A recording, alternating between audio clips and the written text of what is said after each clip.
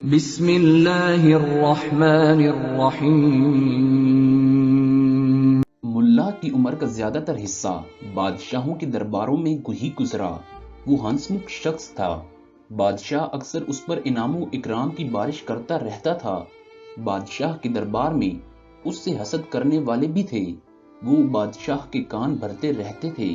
آخر ایک دن انہیں موقع مل ہی گیا۔ بادشاہ کے مخالف کا ملا سے آمنا سامنا ہوا۔ ملا نے اس کے سلام کا جواب دیا۔ اس نے ملا کا حال چال پوچھا۔ بس اتنی سی بات کا بتنگڑ بنا کر بادشاہ کو ملا سے بدظن کر دیا گیا۔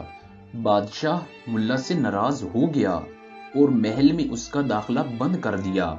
چند ماہ تک تو ملا اپنی جمع پونجی خرچ کرتا رہا۔ کہتے ہیں یوں کھانے سے قارون کا خزانہ بھی خالی ہو جاتا ہے اور دیناروں سے بھرے کنویں بھی خالی ہو جاتے ہیں۔ کئی ہمدردوں نے ملا سے کہا کہ وہ بادشاہ سے معافی مانگ لے، مگر ملا کا کہنا تھا کہ عزت نفس بھی کوئی چیز ہوتی ہے، میری خطا نہیں تو کیوں معافی مانگوں، آخر انسان میں انا بھی ہونی چاہیے۔ چند ٹکوں کی خاطر بادشاہ کے ہاں ماتھا ٹیکوں؟ بادشاہ میرا خدا نہیں، میرا رازق اللہ ہے، وہی روزی دے گا۔ ملا نے جمع پونجی ساتھ لی اور ملک یمن جانے کی تیاری کر لی کہ وہاں کے بادشاہ کے ہاں نوکری کر لے گا۔ وہ ایک گھنے جنگل کے قریبی گاؤں سے گزرا۔ رات وہاں گزاری۔ دیکھا کہ وہاں کے لوگ بندروں سے بہت تنگ تھے۔ بندر ان کے کھانے پینے کا سامان، ٹوپیاں اور برتن اٹھا کر لے جاتے تھے۔ ملا کو ایک خیال سوجا اور لیوں پر مسکراہٹ آ گئی۔ اس نے اعلان کیا کہ وہ بندروں کا تاجر ہے اور انہیں دوسرے ملک میں لے جا کر بیچتا ہے۔ اسے بڑی تعداد میں بندر درکار ہیں۔ ایک بندر کے 100 دینار دے گا، وہ بھی نقد۔ بندر لاؤ، دینار لے جاؤ۔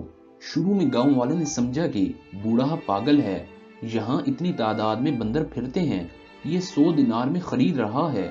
کچھ دیہاتیوں نے کہا کہ بوڑھے کے دعوے کو آزمانا چاہیے۔ ان کی حیرت کی انتہا نہ رہی۔ جتنے بندر آئے اس نے 100 دینار کے عوض خرید لیے۔ اب تو گاؤں میں بندر پکڑنے کا مقابلہ شروع ہو گیا۔ لوگ سارا دن بندر پکڑتے اور بوڑھے سوداگر کو بیچ دیتے۔ کچھ بندر سمجھ گئے اور کچھ ویسے ہی کم ہو گئے۔ اب بوڑھے سوداگر نے اعلان کیا، فی بندر 200 دینار دے گا۔ دیہاتیوں کو چسکا لگ چکا تھا۔ وہ باقی ماندہ بندروں کی تلاش میں نکل پڑے۔ جو کسی کے ہاتھ لگتا وہ 200 دینار میں سوداگر خرید لیتا۔ آس پاس بندر کم ہو گئے۔ لوگ جنگلوں سے پکڑ پکڑ کر لانے لگے۔ بوڑھا سوداگر اگر فی بندر 200 دینار دیتا گیا، اس نے فی بندر 500 دینار کا اعلان کر دیا۔ بڑی مشکل سے 2-3 بندر ملے۔ اب سوداگر نے اعلان کیا کہ جب وہ اپنے ملک سے ہو کر آئے گا تو فی بندر 1000 دینار میں خریدے گا۔ باقی بندر اپنے نوکر کے سپرد کیے۔ اگلے دن لوگوں نے دیکھا کہ ایک سفید داڑھی والا بوڑھا بندروں سے بھرے کمروں کے سامنے بیٹھا ہوا تھا۔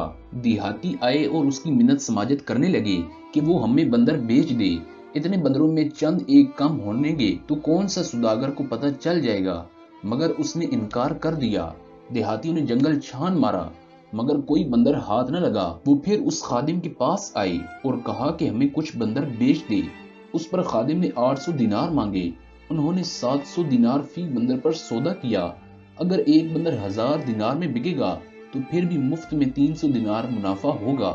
اس خادم نے خاموشی کے وعدے پر چند ایک بندر بیچ دیے اور باقیوں کو رات کے مختلف اوقات کا وقت دے دیا۔ دیہاتیوں نے سونا چاندی قیمتی جانور دھڑا دھڑ بیچ کر بندر خرید لیے۔ اب انہیں سوداگر کا انتظار تھا۔ ہفتہ 10 دن گزر گئے، نہ خادم رہا اور نہ ہی سوداگر آیا۔ اب گاؤں والوں کو احساس ہوا کہ ان کے ساتھ دھوکہ ہوا ہے۔ وہ بندر خریدنے اور بیچنے والا ایک ہی شخص تھا۔ اب سب پچھتا رہے تھے کہ لالچ کیا اور اس کی سزا بھی مل گئی۔ دیکھا بچوں، لالچ بری بلا ہے، اس سے بچو۔ ناظرین، آپ کو ہماری ویڈیو کیسی لگی؟ اس بارے میں اپنی قیمتی آراء سے ضرور آگاہ کیجیے گا۔